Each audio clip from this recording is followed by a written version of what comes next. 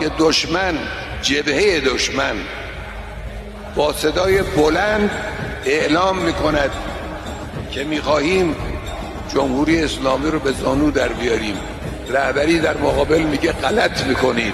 نضرب من قد ضرب ولا نخاف الرقبا. مقاومت اینه، جبهه مقاومت اینه. هرچه فشار بیارید محکم‌تر میشه، هرچه جنایت کنید پرانگیزه تر میشه، هرچه با اونها بجنگید گسترده تر میشه.